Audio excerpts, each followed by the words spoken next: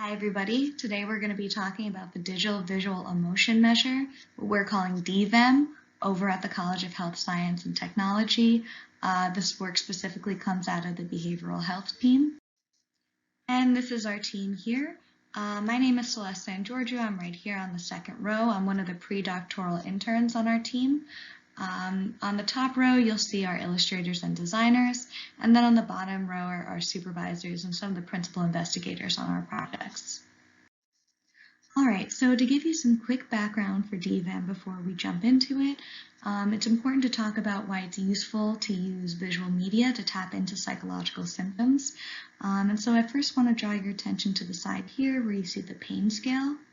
And so this is an example of partially visual media. So patients are given this, they can use the faces as cues. How much does their face compare to the face of pain to figure out how intense their pain is, to give their doctor a piece of information.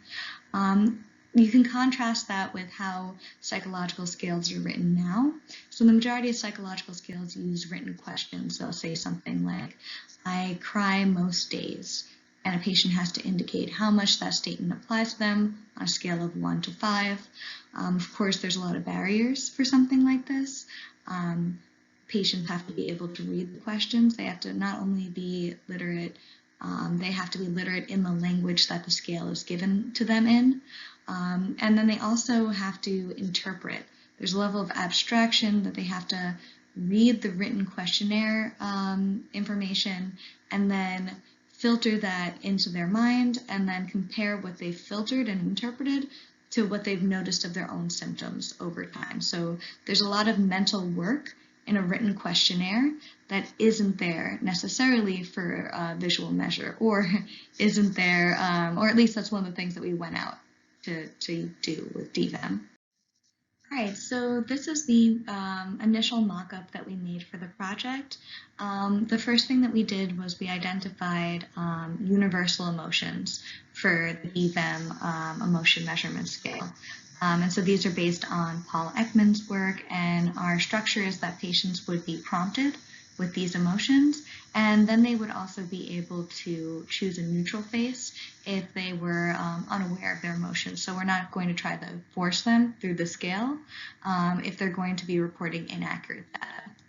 Right? And so first they pick a face, they indicate when they're ready to continue, and then they are prompted to indicate the level of intensity for that emotion. And again, this is on a scale of 1 to 5. And so this, once this mock-up was created, we were able to fine-tune our questions into specific research questions, right? So how do we turn this mock-up into something that's psychometrically valid? And the answers to that question are figuring out how to accurately represent complex facial emotions on 2D faces, how to incorporate other design cues, and then how to make sure all of these cues are cross-cultural. And so this is just a quick overview of how we moved over from our mock-up into our testable pilot, which is what we've been doing over the last few months. So on the left-hand side, you'll see some of the research that we referenced on how emotions are expressed in the face and the major areas of the face that are associated with each emotional expression.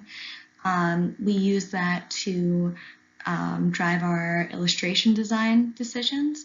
And so what we did was we changed just one component of each of these areas of the face and each change in intensity of emotion, resulting in the illustration that you see on the right-hand side. And then on the top here, you'll see a color palette just on the right top. And so what we did there was a lot of research figuring out different cross-cultural associations among emotions and colors, specifically in the context of the face, and that research is very much so ongoing. So that's dVEM. To our knowledge, it's one of the first measures designed specifically for digital media versus adapted to it. And it's going to be at least, if not the first, one of the first measures to go through a whole round of psychometric validation. And so that means that it's going to be possible to use this measure not just on our studies, but on any digital platform, and it will be valid, reliable across people and within people. So it'll have test, retest reliability once it's completed. So it's really exciting work. I'm very excited to talk about it. So feel free to reach out to me. My email's on the top there. And enjoy Imagine RIT, everybody.